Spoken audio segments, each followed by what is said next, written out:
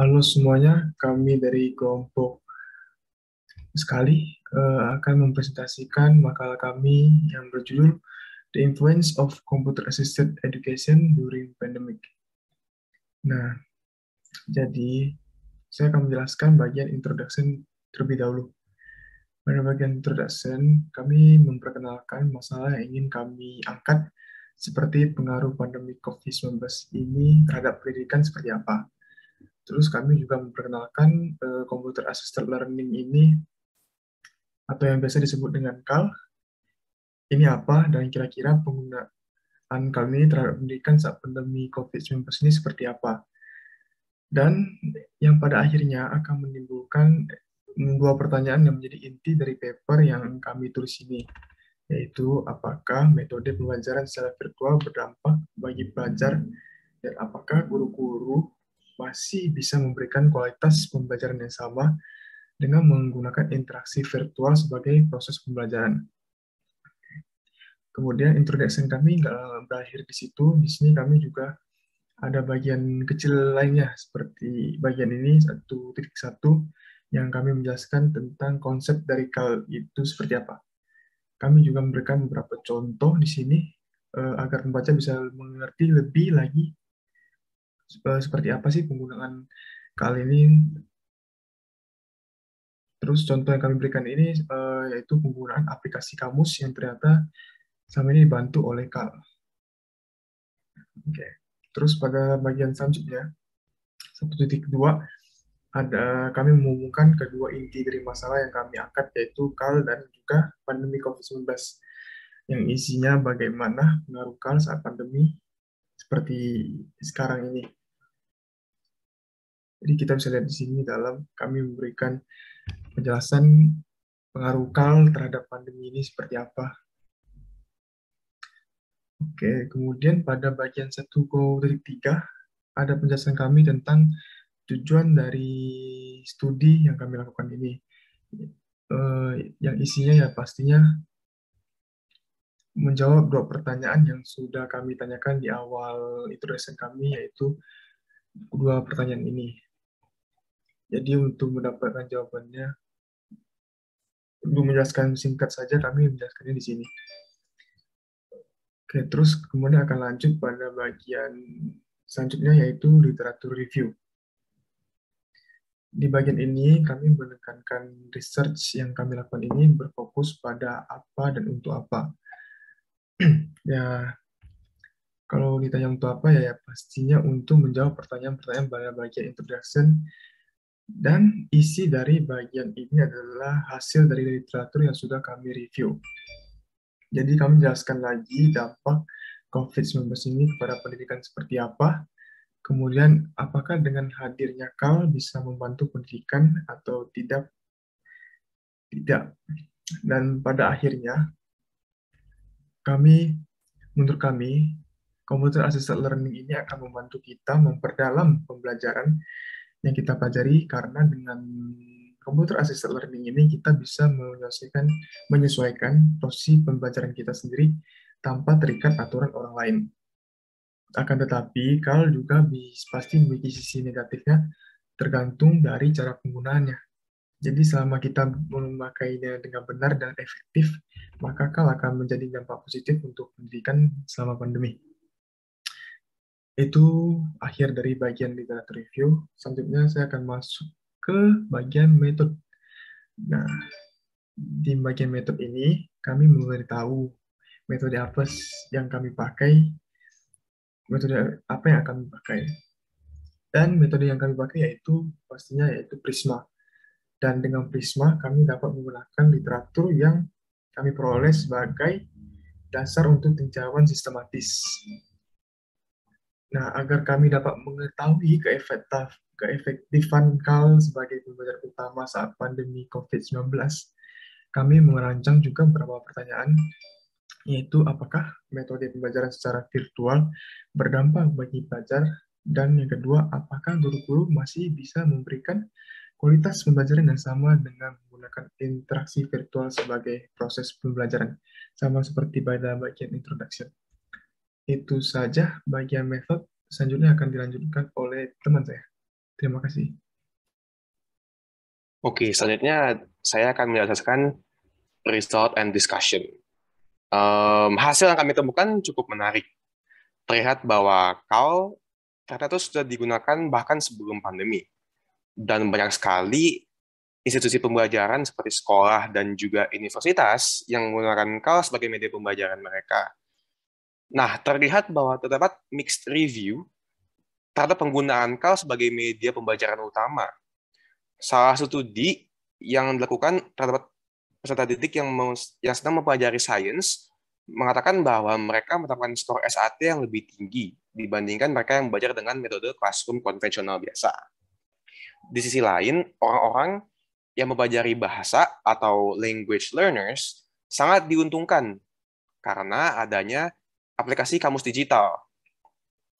Dengan menggunakan aplikasi kamus digital, proses pencarian kata dilakukan dengan algoritma tertentu sehingga mempercepat waktu yang dibutuhkan untuk mencari kata-kata dalam kamus jika dibandingkan dengan kamus yang berbentuk buku pada umumnya. Tidak hanya itu, salah satu studi yang dilakukan di Taiwan mengatakan bahwa homeschooling menggunakan CAL adalah sebuah alternatif yang dapat diambil oleh keluarga yang tidak dapat menyekolahkan anaknya di sekolah biasa. Melihat dari skor akhir ujian kedua belah pihak, mereka yang diajar menggunakan metode homeschooling CAL mendapatkan skor yang mirip, bahkan lebih baik di beberapa mata pelajaran jika dibandingkan dengan mereka yang berada pada sekolah biasa. Seperti itu. Ditambah lagi, online learning menggunakan CAL memberikan peserta didik fleksibilitas untuk mengatur porsi belajar mereka kapanpun dan dimanapun mereka kehendaki. Dan juga para pengajar dapat memberikan modul atau resource pembelajaran apapun, dari manapun, dalam bentuk apapun, dan kapanpun.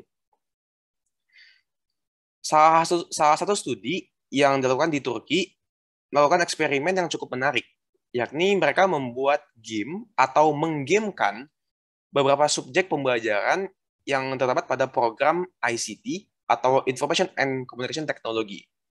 Dengan cara tersebut, terlihat bahwa peserta didik lebih aktif dalam pembelajaran dikarenakan membentuk game dan alhasil mereka mendapatkan skor yang lebih baik.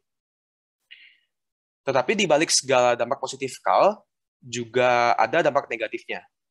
Salah satunya yang paling jelas adalah internet. Kita tahu bahwa sebagian besar proses CAL atau aplikasi CAL menggunakan jaringan internet yang memungkinkan user-user, baik pengajar ataupun belajar, saling terhubung. Tetapi jika hal tersebut tidak dapat dipenuhi, maka tentunya akan sulit bagi mereka, user-user, yaitu teacher dan pelajar, untuk saling terhubung dan alhasil menghambat proses pembelajaran.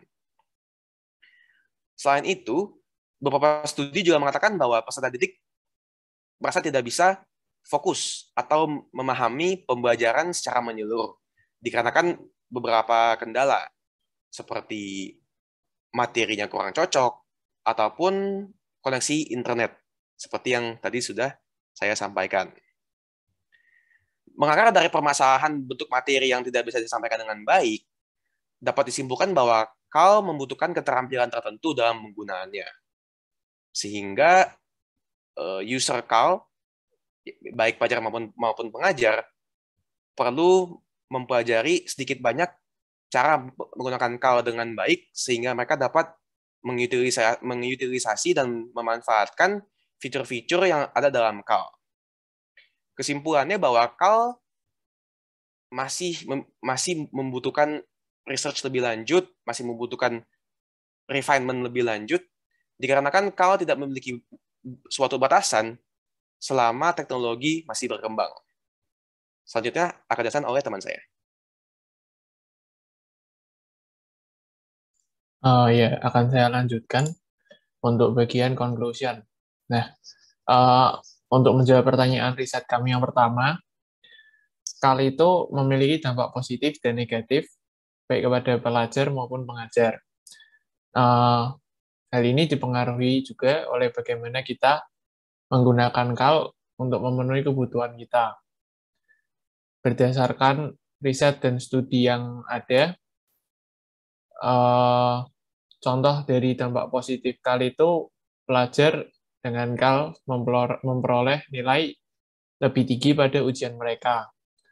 Lalu pelajar bahasa sangat diuntungkan dengan aplikasi kamus digital. Pelajar juga bisa mengatur dan mengontrol porsi belajar mereka sendiri. Untuk pengajar bisa memberi materi dari berbagai sumber sesuka hati mereka. Lalu untuk dampak negatifnya, pelajar terkena dampak negatif dari KAL seperti beberapa merasa sulit untuk berkonsentrasi saat mengikuti kelas virtual, dan juga beberapa mata pelajaran tidak bisa tersampaikan dengan baik, seperti yang sudah disampaikan oleh Leo tadi. Lalu, untuk menjawab pertanyaan riset kami yang kedua, kurangnya kemampuan pengajar untuk menyampaikan materi yang sesuai dengan baik dan menarik, lalu kurangnya komunikasi antara pelajar dan pengajar juga bisa menjadi penyebab dari dampak negatif yang muncul. Lalu kesimpulannya, KAL itu masih memberikan pengalaman belajar mengajar yang unik, tetapi membutuhkan keahlian untuk menguasai dan menggunakannya dengan baik. Pengajar bisa menggunakan dan memanfaatkan berbagai alat, aplikasi, metode pembelajaran yang baru, dan juga cara baru untuk berkomunikasi dan juga memahami satu sama lain. Dengan berbagai dampak yang ada, KAL masih memerlukan riset dan pengembangan agar bisa menjadi metode pembelajaran yang efektif dan positif. Demikian presentasi dari paper kelompok kami.